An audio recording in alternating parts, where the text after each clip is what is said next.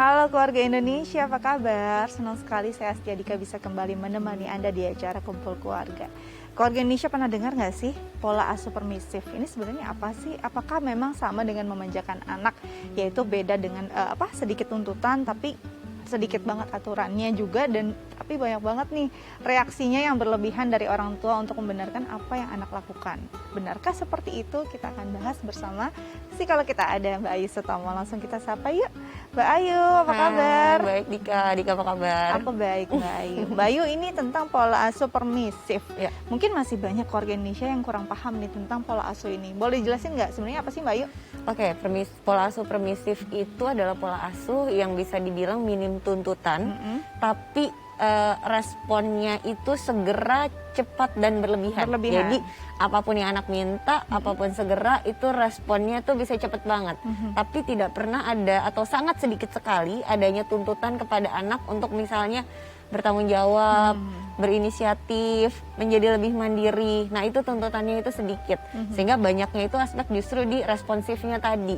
Nah, itu yang kita bilang sebagai si pola asuh permisif. Cenderung boleh ini itu, ngapain aja gitu kan. Sedikit aturan gitu. Kurang lebihnya ke sana. Seperti itu ya. Ini kadang-kadang jadi 11-12 nih orang-orang. Mungkin orang tua milenial saat ini, kenapa? Kan emang bukannya biar anak berkembang ya, kita nggak perlu nuntut apa-apa. Ini jadi kadang-kadang jadi polemik tersendiri, untuk jadi wacana tersendiri yang orang tua kebanyakan menggulirkan ini sebagai hal yang maklum aja kok. Itu gimana tuh Mbak Ayu? Ya, ini agar nggak kebablasan. Sebenarnya bagus juga sih kita nggak menuntut banyak pada anak agar dia bertanggung jawab. Tapi inisiatif anak kan perlu dibangun juga ya nggak sih Mbak Ayu? Betul. Jadi memang kalau kita berbicara mengenai si permisif ini, sebetulnya pola asuh yang ideal itu kan ada di tengah-tengah. Yes. Tidak too firm atau terlalu keras dan tegas, tidak juga too soft atau terlalu lembut gitu. Jadi nggak terlalu tegas juga tapi nggak terlalu lembut juga. Itu ada di tengah-tengah gitu. Yang idealnya sebetulnya adalah kita bisa firm and soft in the same time. Dalam satu waktu kita bisa lembut sekaligus kita juga bisa menerapkan aturan gitu. Lembut bukan berarti semua apa yang diinginkan anak atau diminta anak kemudian diberikan begitu saja tanpa adanya pembatasan gitu kan. Bukan pembatasan, lebih kepada latihan tanggung jawab, latihan inisiatif gitu kan. Keras juga bukan berarti semuanya harus dikerasin. Ada kala-kala waktunya kita mengajarkan anak, ada aturan, ada tanggung jawab, ada hal yang menjadi konsekuensi. Nah, itu juga perlu untuk diajarkan kepada anak kayak gitu. Oke. Apa sih sebenarnya dampaknya dari jangka pendek maupun jangka panjang ketika pola asuh ini kita terapkan? Kalau di masa sekarang karena sangat terbiasa untuk dilayani, dibantu gitu kan ya, itu maka anak sebetulnya nggak punya percaya diri untuk kemudian pada saat dia hadir keluar, dia harus melakukan sesuatu, menunjukkan apa yang memang kemampuannya dia merasa saya nggak bisa, saya nggak mampu, karena selalu senantiasa dibantu dan dipenuhi gitu kan. Kemudian tidak ada aturan dan tanggung jawab, itu membuat juga anak ketika di luar sulit juga untuk mengikuti aturan, mengikuti tanggung jawab, mengikuti sebuah tuntutan yang ada di lingkungannya. Sulit anak untuk beradaptasi dengan hal tersebut gitu, karena tidak terbiasa bahwa ada sesuatu yang harus dipatuhi loh. Ketika memang berhadapan dengan situasi yang seperti itu, anak nggak siap gitu, anak nggak ready untuk seperti itu gitu. Belum lagi ketika nanti waktunya dia harus punya inisiatif sendiri dan tanggung jawab sendiri terkait dengan PR, tugas-tugas sekolah.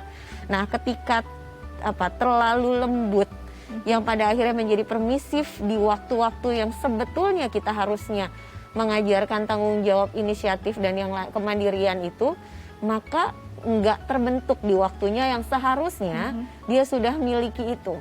Outputnya pelajaran kadang-kadang ketinggalan, studi kadang-kadang ketinggalan. Dan bayangkan ketika nanti anak itu bertumbuh dengan pola yang seperti itu terus, sampai dia dewasa nanti, yakin kita bisa mendampingi anak kita sampai seterusnya, gitu kan. Itu dia yang harus dipikirkan orang tua juga ya. Terlalu banyak kompromi pada anak, lalu membiarkan apa yang sebenarnya memang salah gitu ya. Ini kan jadinya nantinya belum siap menghadapi tuntutan orang tua, apalagi menghadapi tuntutan sosial nanti. Iya. Tapi kadang-kala terjadi kalau orang tuanya juga sebenarnya nggak niat buat itu. Tadi kita bahas itu seru banget. Orang tuanya yang nggak siap untuk menjadi tegas, menjadi lebih positif dalam menerapkan disiplin, itu bisa terjadi juga. Itu bisa terjadi, bahkan sebenarnya orang tuanya yang nggak siap gitu ya. Itu seru banget, nanti kita bahas, tapi kita sudah dulu ya Mbak Yu ya. Nah, keluarga Indonesia jangan kemana-mana, makin seru perbincangan kita, tetap bersama kami di Kumpul Keluarga.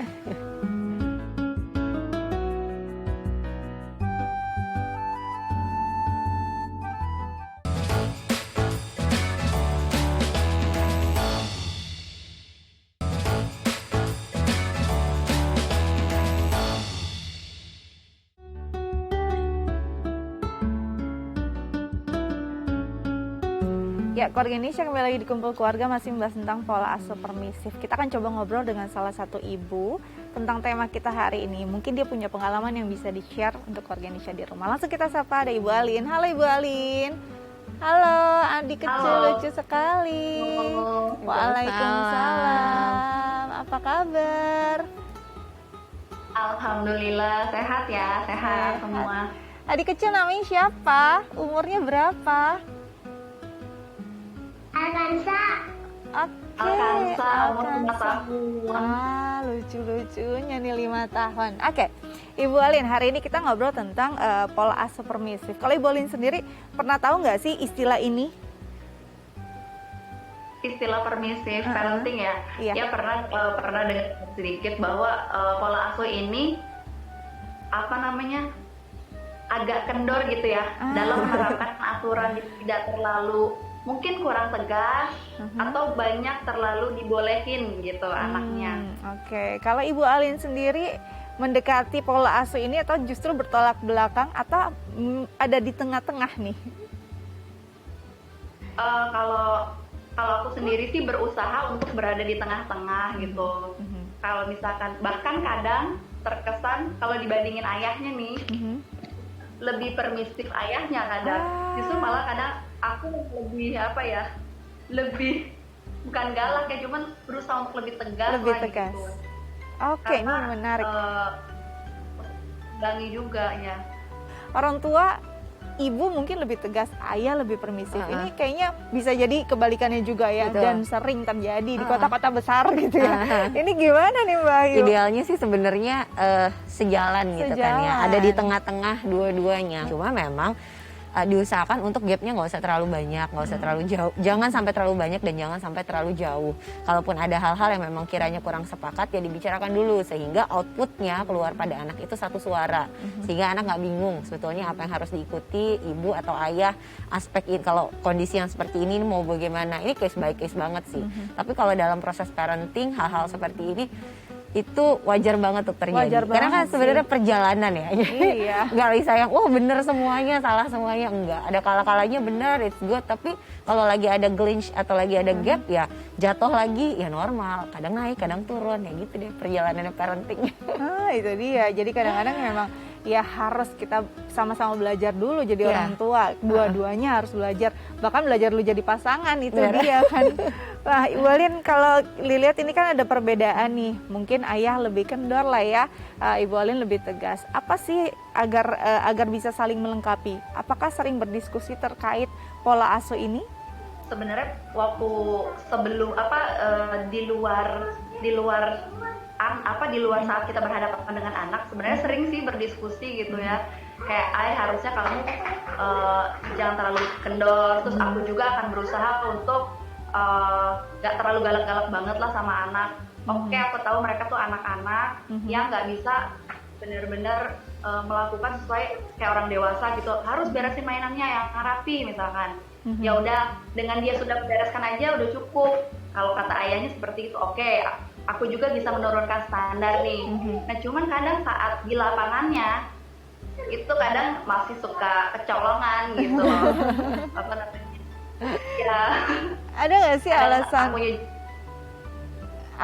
ayah, alasan pasangan Anda atau alasan si ayah agak permisif sama anaknya? Apakah memang nggak tega atau ada cerita masa lalunya dari pola asuh lama orang tuanya?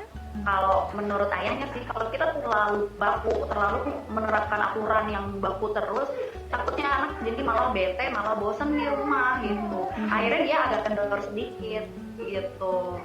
Ini juga kayaknya jadi wacana yang lumayan sering nih.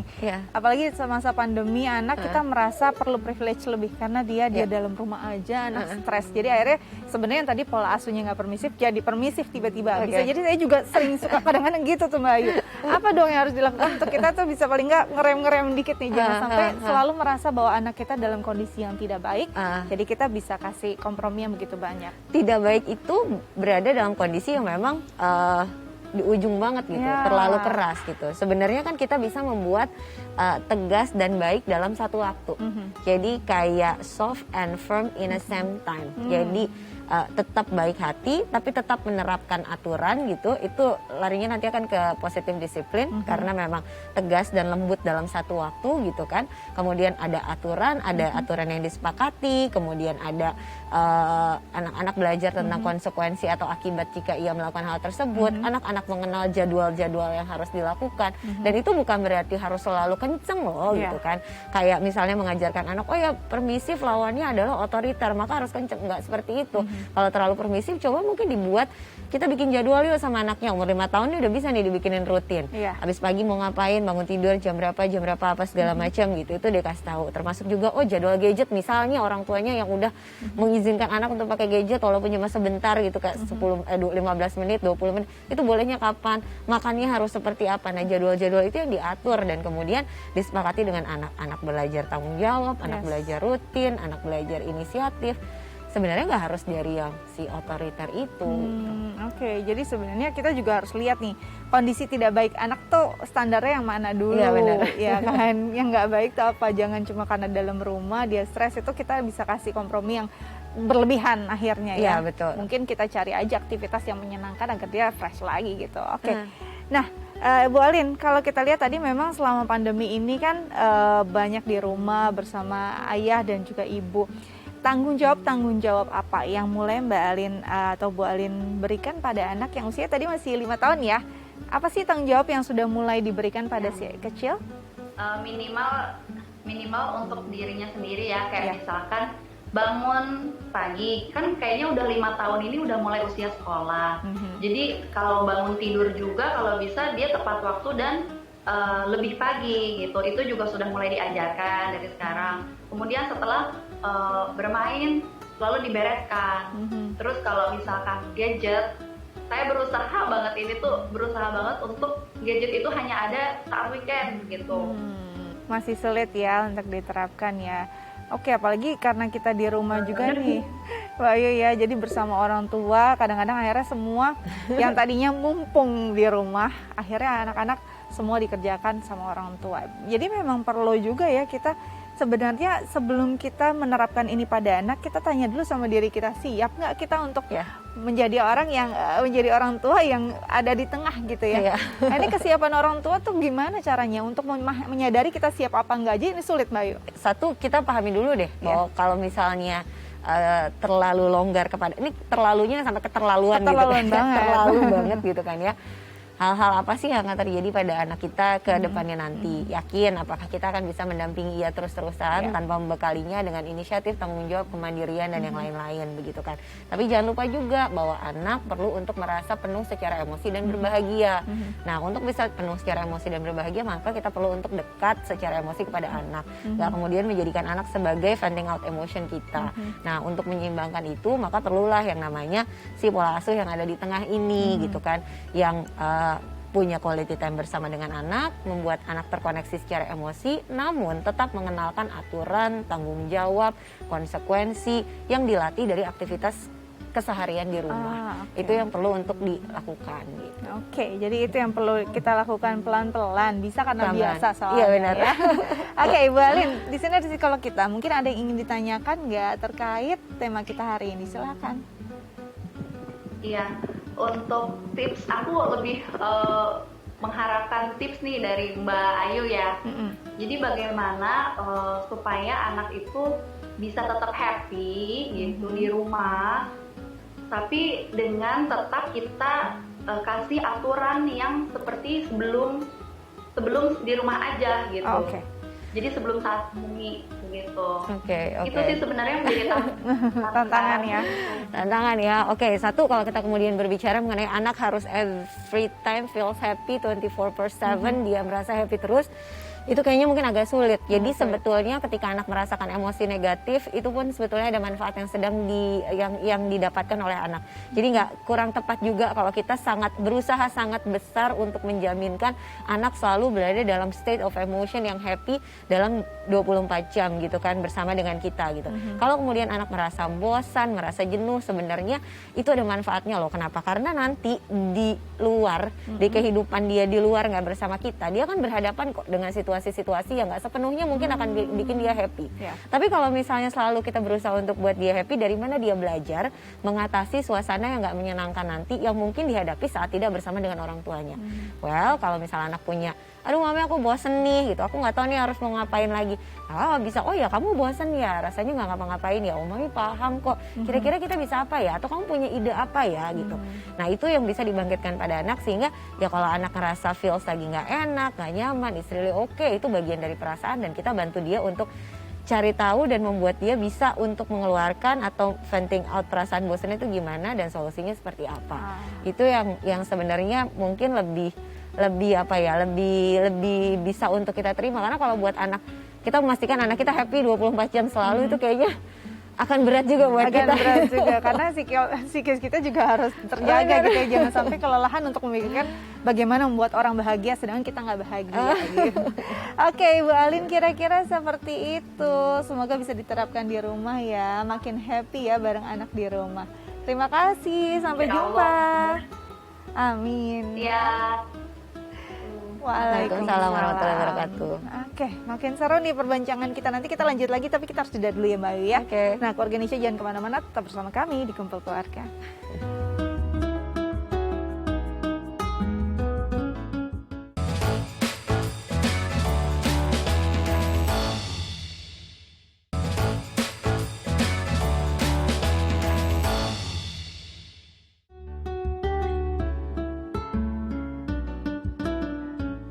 Ya, keluarga Indonesia kembali lagi di Kumpul Keluarga, masih membahas tentang pola asuh permisif. Mbak Ayu, tadi kita juga udah ngobrol ya dengan narsum kita. Nah, ini kalau kita lihat sebenarnya kalau ini berlangsung lama itu dampaknya sejauh apa? Tadi kalau kita sebenarnya sudah dibahas, ini bisa jadi nggak tanggung jawab, bisa nggak siap juga sama kondisi sosial yang sebenarnya tuntutannya lebih ngeri lagi gitu kan ya. Ini sejauh mana? Tapi kalau dibahas lagi sebelum dampaknya, ini faktor apa sih yang membuat orang tua bisa jadi orang tua yang permisif? Oke, jadi faktornya dulu baru dampaknya gitu ya. Kenapa orang tua bisa melakukan hal tersebut gitu? Kan sebenarnya pola asuh itu kan bergantung pada orang tua kan ya. Apakah dia mau menjadi orang tua yang permisif, atau dia mau menjadi orang tua yang otoriter, atau mau menjadi yang tengah-tengahnya begitu kan ya. Itu bergantung pada orang tua. Kenapa orang tua kemudian memilih pola asuh yang permisif? Satu, ada beberapa kondisi di mana orang tua emang nggak siap aja untuk menjadi orang tua yang firm atau yang tegas kepada anak, sehingga dia terlalu berada dalam kontinuum yang too soft, terus terlalu lembut gitu, gampang untuk dinego, yang oh ya udahlah, ya udah apa segala macam gitu. Ada beberapa terjadi gitu karena memang ada dulunya dibesarkan dengan pola yang seperti itu gitu kan ya, sehingga kemudian menurunkan polanya kepada anaknya. Karena menganggap bahwa oh ya dibesarkan dengan cara itu ya yang paling nyaman untuk saya, jadi saya mau membuat anak saya juga senyaman saya, jadi ya udah saya mau seperti itu. Atau justru kebalikannya gitu, dulu dibesarkan dengan pola asuh yang sangat bertolak belakang dari pola asuh si permisif malah bisa tersebut. ya kayak gitu ya? Ya karena kan ketika berada dalam kondisi yang nggak nyaman gitu, individu punya tendensi untuk dua. Satu, dia ulang hal tersebut karena memang itu sudah menjadi polanya, atau dia punya insight untuk menjauhi 180 derajat pola tersebut dan tidak mau mengulanginya kepada anaknya. Jadi misalnya ada orang tua yang pernah mengalami pola yang sangat-sangat otoriter begitu kan, sehingga membuat dia tidak nyaman. Pada akhirnya dia tahu dan dia paham bahwa sangat tidak nyaman diperlakukan seperti itu sebagai anak. Oleh karenanya tidak mau menerapkan pola yang sama tersebut pada anaknya. Cuma sayangnya tidak berada di kontinuum tengah, dari sangat otoriter menjadi sangat permisif. Jadi kan sangat bertolak belakang gitu kan.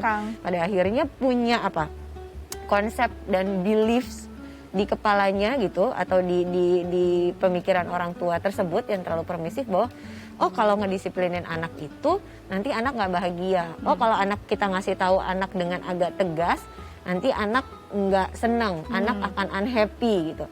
Saya nggak mau seperti itu. Nah padahal kan itu beliefs yang kalau bisa kita geser dikit-dikit. Kenapa? Karena kan kalau memang menegur anak itu diperlukan, itu kan memang harus dilakukan. Betul. Kalau memang membuat aturan itu ada, itu kan memang harus dilakukan. Jadi nggak senantiasa hanya oh kalau nggak tegas berarti permisif gitu, nggak seperti itu. Tapi kan ada tengah-tengahnya. Nah itu yang kita coba untuk geser-geser orang tuanya sehingga sampai di kontinuum yang tengah tersebut begitu. Nah kalau kemudian dampaknya pada anak gitu kan ya, seperti yang tadi dikatanya, wah banyak banget gitu. Kehilangan kesempatan untuk belajar mandiri, penuh inisiatif, penuh tanggung jawab di semasa panjang hidupnya. Jangka panjangnya coba dibayangkan menjadi individu yang seperti apa. kadang-kadang nggak siap untuk ngadepin tantangan, ngerasa helpless karena aduh aku nggak bisa melakukan apa-apa sendiri. Kenapa? Karena aku selalu dibantu terus sama dia. Ini aku nggak bisa tegas nih sama ini, karena kenapa? Karena kan semuanya sebelum bisa dinego, nanti gampang hal-hal yang seperti itu. Nah ini serem juga ya kalau misalkan berlangsung lama dan bahkan sampai nanti dewasa itu dampaknya masih terasa, bahkan sampai nanti dia jadi orang tua lagi. Bisa memperlakukan hal yang sama, atau justru saat dia merasa gagal dalam kehidupannya dia bertolak belakang tadi ya Mbak Ayu ya. Mbak Ayu, kalau misalkan kita nih mungkin orang tua di rumah baru sadar kayaknya saya permisif nih, udah melakukan ini lumayan nih sampai anak saya usia hampir 10 tahun, bisa nggak diubah pola itu dalam waktu yang mungkin singkat? Suatu hal yang instan pasti tidak siap sih siapapun merasakannya. Iya, kalau ditanya dalam dalam waktu singkat gitu kan ya, belum tentu dalam waktu singkat bisa, karena gitu kan. karena kan namanya semuanya berproses. Tapi kesadaran bahwa oh ya kayak saya terlalu berlebihan nih gitu kan, sehingga kayaknya harus mulai melatih disiplin ke anak, mulai melatih anak untuk tahu aturan, mulai melatih anak untuk bertanggung jawab. Itu senantiasa selalu bisa untuk dilakukan. Yang perlu dilakukan oleh orang tua, satu, pahami dulu akarnya dari mana, kenapa saya sebagai orang tua susah banget untuk bisa menjadi orang tua yang ada di tengah-tengah. Artinya nggak terlalu tegas, yang di tengah-tengah, yang bisa tegas namun sekaligus penuh kasih dan lembut dalam satu waktu. Itu akarnya ada dalam diri kita. Apa sih yang menyebabkan kita menjadi seperti itu? Beliefs apa atau value apa yang kita pegang yang mungkin ada di kepala kita, hadir mungkin dari masa lalu kita, sehingga membuat kita meyakini bahwa kalau nggak lembut sama anak nanti akan seperti apa. Jangan-jangan beliefs itu udah nggak relevan lagi. Mungkin perasaan itu valid, benar, karena dulu pernah mengalami hal tersebut. Tapi apakah itu masih relevan untuk dia pakai ke anaknya dia yang sekarang? Dan itu masih baik atau enggak? Nah, kalau kita udah ketemu kesadaran itu, baru kemudian kita mengambil langkah-langkah yang sifatnya lebih konkret. Mulai diskusi ke anak, oh ya ini harus belajar tanggung jawab, mama mulai mau lepaskan kamu, tujuannya seperti apa. Kalau udah 10 tahun berarti kan anaknya udah mau preteens biasanya. Nah itu mulai didiskusikan. Itu harus didiskusikan dan juga harus pelan-pelan juga sih Mbak Ayu ya. Karena kalau enggak, ya tadi instan tuh pasti hasilnya juga nggak akan terlalu baik dan siapapun mungkin tidak akan siap. Betul. Oke, semoga ini bisa jadi pelajaran berharga buat kita ya. Kita juga refleksi nih, apakah selama ini kita cukup permisif atau justru kita otoriter. Kalau bisa kita ada di tengah-tengah nih. Mbak Ayu makasih banyak loh sudah berbagi bersama kami di Kumpul Keluarga. Tetap jaga kesehatan ya, biar terus berbagi untuk keluarga Indonesia di rumah. Nah, keluarga Indonesia gimana? Tips dari Mbak Ayu udah dicatat semua belum? Nanti bisa diterapkan loh sama keluarga Indonesia di rumah. Saya Astia Dika pamit undur diri. Jangan lupa untuk selalu menerapkan protokol kesehatan 5M. Sampai jumpa.